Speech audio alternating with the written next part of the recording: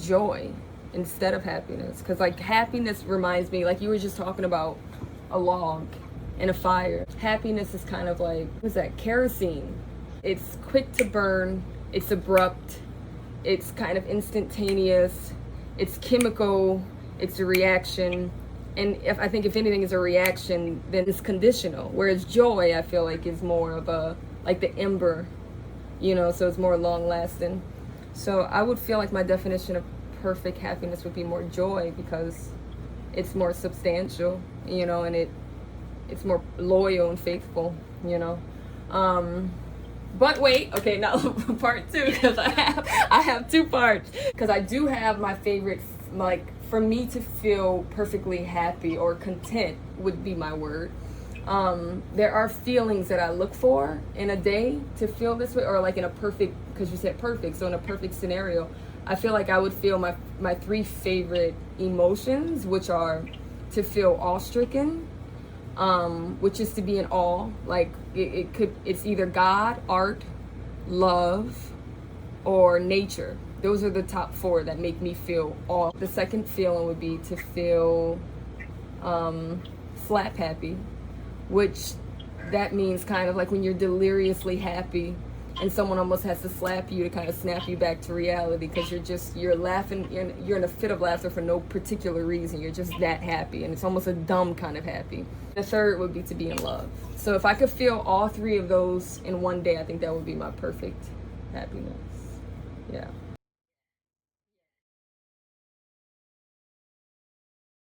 I think my greatest fear is someone or something realizing my fear, or my fears being realized. That's my greatest fear.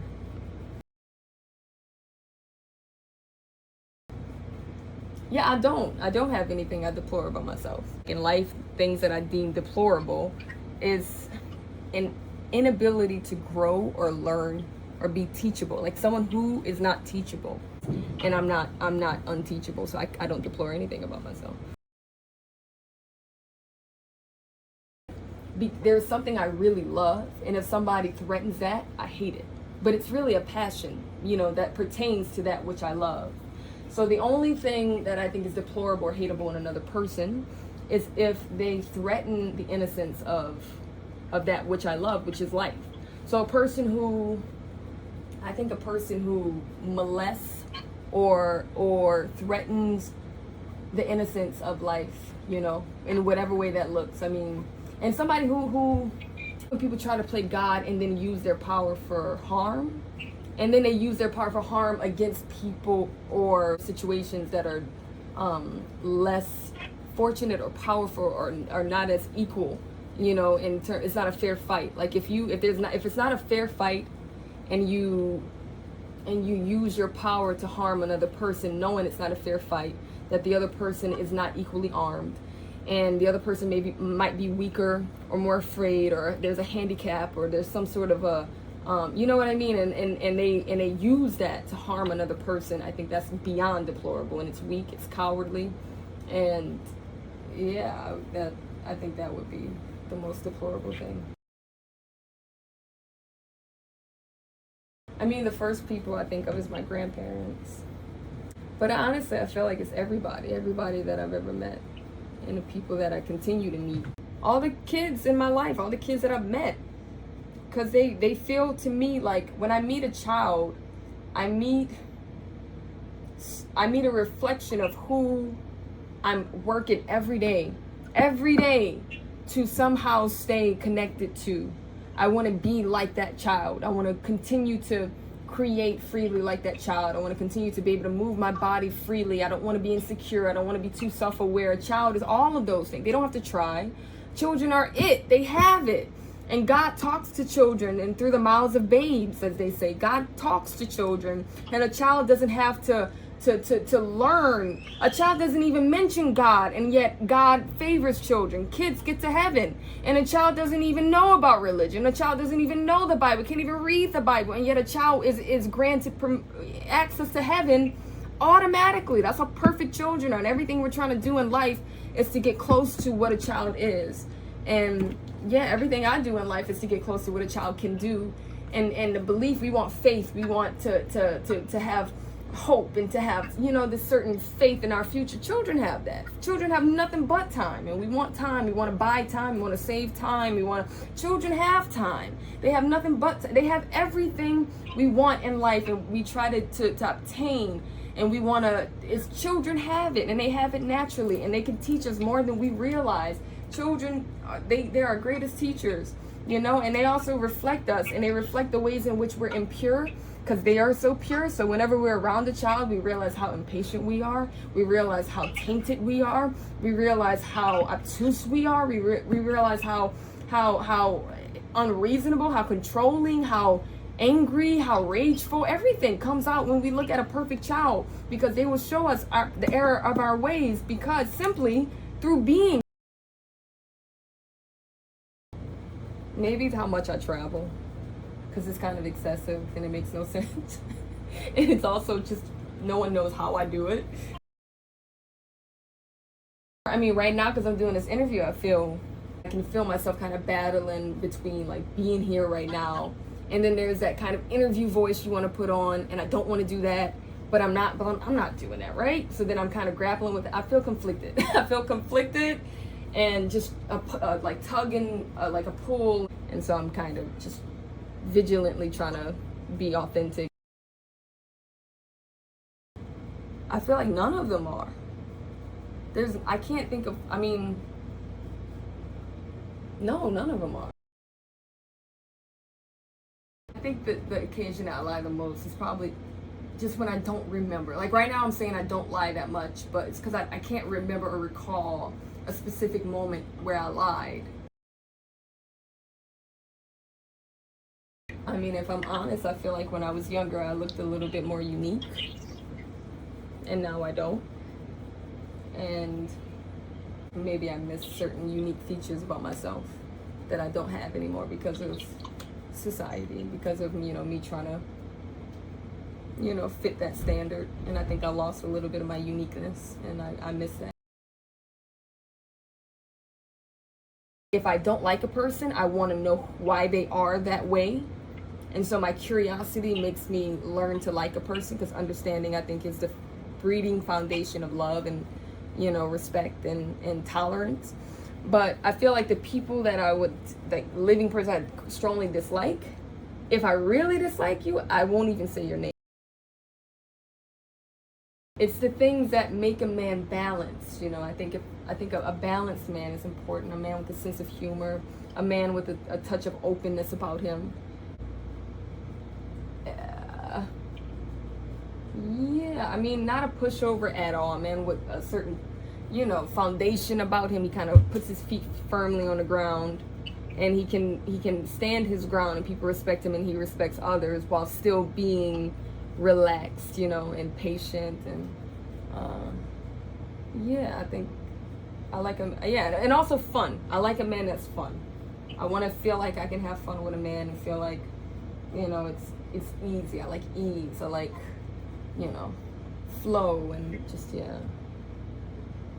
someone who can keep up with me, and someone who doesn't bore me. I feel like for a woman, the thing I like is I love women who, first of all, are supportive of other women, and a woman who explores and expresses herself. I don't like coy, cool, aloof, disinterested, kind of just too cool for school. I like a woman with passion, a woman who expresses herself, who can be, who's fully, and a woman, and if you're girly, a woman who's girly and lets herself be girly, or if you're a tomboy, let yourself be a tomboy. And just a woman who can be herself, I think, is inspiring. And we can kind of lose or dismiss our unique kind of quirks, so a woman who embraces those quirks. And I love when women have that kindness in their eyes. You don't have to be not fierce. You can be fierce, you can be, but there's still underneath it, there's a kindness where you trust that woman, and she's for you, and she supports you, and while not neglecting herself. Something happens that I don't agree with or like, or I wouldn't have chosen for myself, I'll say such is life. God.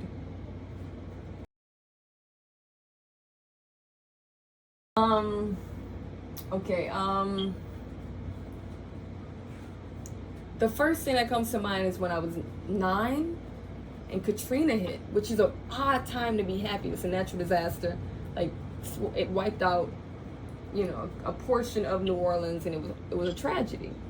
But it was the first time I ever saw the stars, like a brightly lit tapestry in the sky of stars. So that was one of the happiest I've ever been, because I was feeling awestricken. There it is. So like, if I feel those feelings, like I said, those top 3.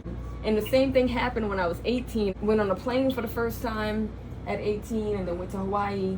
And the first night we were there, we were living on a farm, and I just remember, at night there's no street lights. It's on a farm. So I remember looking up and seeing a night sky full of stars, and feeling that same feeling of happiness that I felt, and just feeling awestricken, just joy that I felt when I was 9. And then I felt similarly, which is weird because it wasn't, but in my mind, when I remember Sacred Spectacle, the whole process, the rehearsals, the costume fitting, everything, every part of Sacred Spectacle.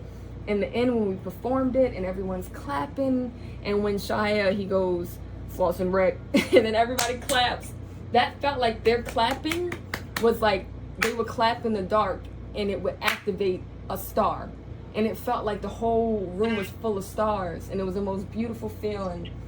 And all 3 of those feel like the same moment that happened in different forms, like different experiences, really bringing me to the same feeling. And so I would say those are, Sacred Spectacle was a big deal for me. It was the first time I ever performed, the first time I ever did anything like that. It's just in Thai coming backstage and like seeing everybody, and and just the whole company, all of us getting together and feeling like we did it and we were done and we were proud. And every time I see a singer, I feel like they're doing God's work. Like every cell in their body is just in good accordance with that act of singing. So if I could sing, I know that feels good.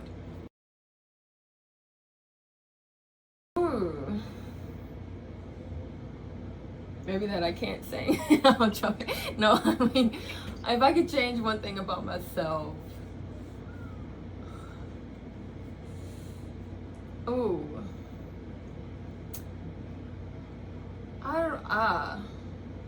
There's a couple things, but it's kind of like the butterfly effect. When you change one thing, other things change. And I don't know what about my blessings in life come from my seemingly, cursed attributes about myself, or these things that I would change, maybe those lead to the things I'm grateful for, so I don't know if I should change anything about myself, I don't know. I just would continue to improve, and maybe that would require me to change my consistency, or like my discipline. But I think I have good discipline. I don't think I need to change that. I think I need to expound on it or kind of apply it more. So maybe I change my level of application, how much I apply myself in life,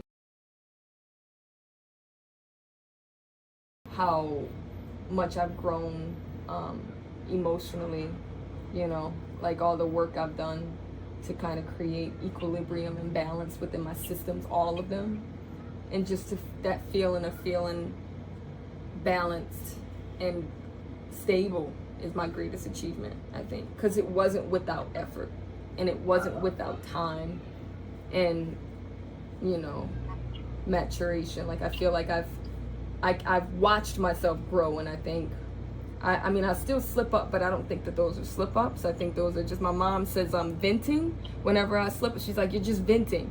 And it's true. Sometimes you just gotta release the pressure valve and just release, and that's not regressive, that's actually progressive, because it's pushing everything out and forward, because time can only go forward if you're on that path of forward movement. And I feel like my greatest achievement is that I've been moving forward no matter what, and I've been sober throughout most of it, and I think that's a big achievement, because I try to only drink or smoke weed when I'm celebrating or socializing or working or doing something kind of productive.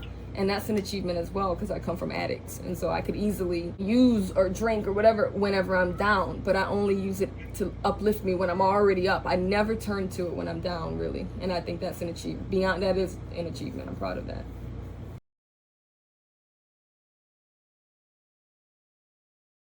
A human again, because I like being a human. I like being the human animal. Like, I would definitely be an animal, and I think being a human is a great one, because a human kind of, we can pretend at least to be all of them, or we can learn from all of them. If we want to run fast like a cheetah, we can build a race car or a sports car or something.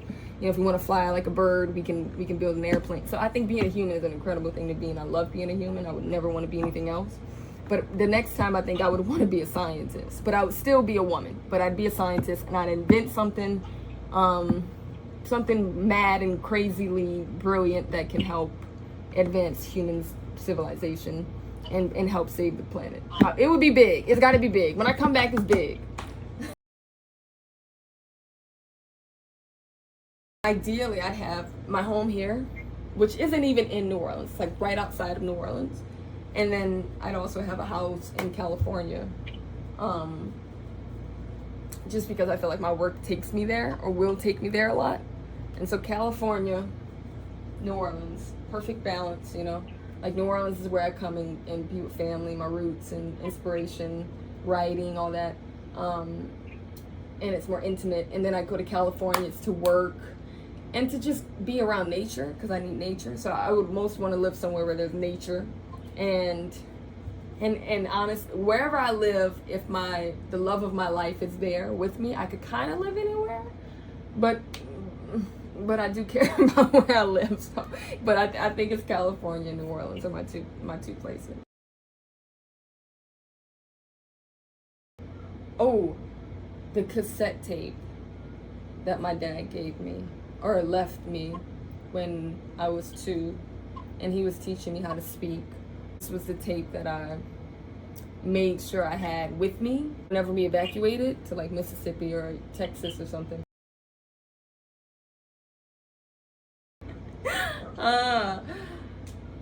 Some sort of a permanent, fixed state of paralysis. I can't think of anything worse than that, honestly. Yeah, just being powerless, or knowing and feeling a lot, but doing nothing. There's nothing worse. I can't even. It involves building a world to service the story, whatever that story might be. But a world is just a story, you know. And so I would tell stories, and I don't know how, but I would tell those stories. And I think it's writing. I think it's writing and acting, and that's where I'm leaning towards. But either way, it's telling a story, creating a world. And how? Okay, wait. Wait. My dream occupation is all of that, right? But to be able to hire people. To be able to hire people is one. I've been dreaming about that. Just thinking of how many people who otherwise would get overlooked, that you can hire people with disabilities, people with soul and a jazz about them, that they don't fit the typical, they don't fit the bill. But in terms of the industry, but they have an undeniable spark in their eyes, or something that I think would service the story, whatever story that is, which is to tell the story of the human soul. So I would be able to hire people, cast people, turn people into people are my muses, and that's what I would do. And that sounds like a dream come true, because not only am I having a career, but I'm giving other people a career. And not only am I telling a story, but I'm letting other people tell their stories. And so I think that's really a holistic approach.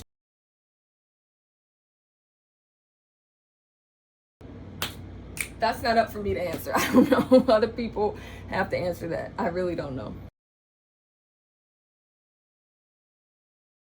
Ooh, a spiritual kindred connection.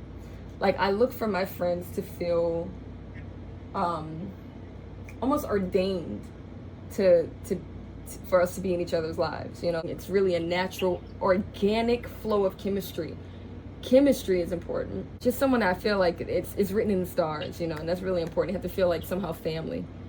Yeah, they have to feel kindred. That's really important for me with friends, because I don't get close to so many people unless there's something where I'm like, that feels familiar, you know. So familial, family oriented connections is absolutely necessary for me to be friends with somebody long term anyway.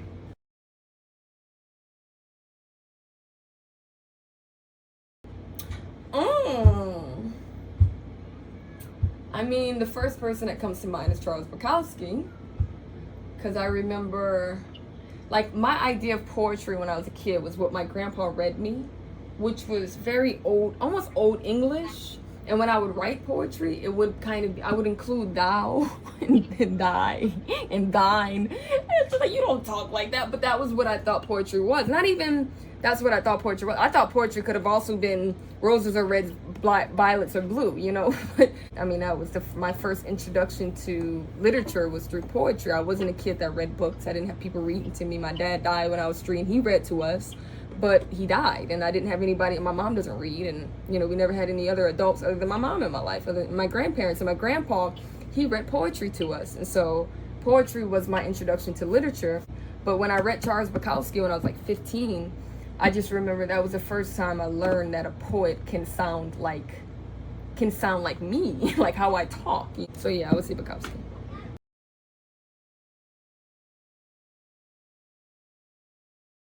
This reminds me of this poem. I sound pretentious, but this poem that I wrote. And in the poem, it's like the people who slip out the back door.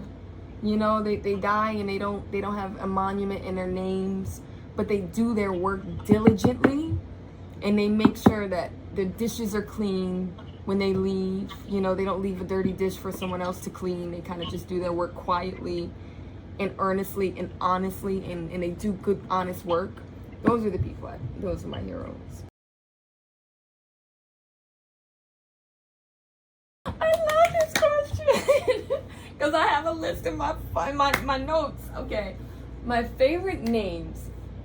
My first favorite name, and I won't name my child this, but it is a favorite name, is Abraham. I love the name Abraham. I think it's a powerful name. Now, names I would name my kids that are my favorite is Rafa, which is kind of like a short version of Raphael, but I won't name my child Raphael, but I will name my child Rafa. And Raphael, I believe, is an archangel who was all about healing. So it's that heals people, you know? Danny Boy, which is a funny one, but my cousin, his name's Danny Boy, and every time they would say Danny Boy, I just love the sound of it. And turns out I just learned this, that Danny Boy is the reason I was even born, because Danny Boy went and told my dad at the gas station. He paid for the gas and came back to the car where my dad was in the car, and he told my dad, he said, oh, there's this cute girl working the register. And then my dad went back in to go check her out. Turns out to be my mom. And so the reason I was even born is because of Danny Boy. Okay, and Daphne. I love the name Daphne. It's my mom's name, and I just think it's really pretty. I thought I had an answer to this, but turns out, like I said, the butterfly effect. I don't know if I would be who I am if it weren't for the things that I've done. So I can't say that I regret them. Like, I can't say in good conscience that I regret them, because I'd be lying, because I think that I don't regret where I am right now. So the things that I did that led me to being here, I can't say I regret those things. And honestly, I feel like, so like a regret for me would be the things that I didn't do, the things that I did poorly or incorrectly. Those would be my regrets, right? But the thing about that is that I so far still have time, right? As far as I know, I still have time to correct the things that I did wrong, right? Or to complete the things that I did not pursue. So in that regard, I don't think I'm gonna have a single, like, thorough, perfect, genuine regret until I'm on my deathbed. And I'm not there yet. So I don't have one.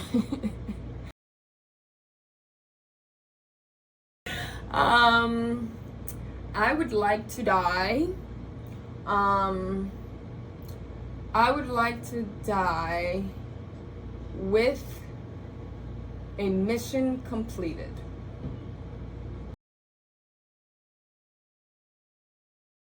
My motto, honestly, is the art of living.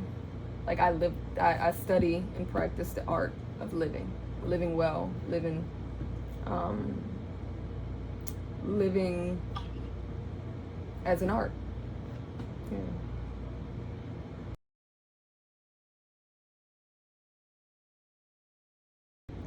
I feel like the art of living is living, because living is an art form, and I think it's also customizable. Each person has their own unique way of living their unique life, and so you have to find that. This is such a loaded question because I feel like I have like 5, but it feels like, for me, like my religion, if you want to talk about what I look to religiously, I would say balance and harmony.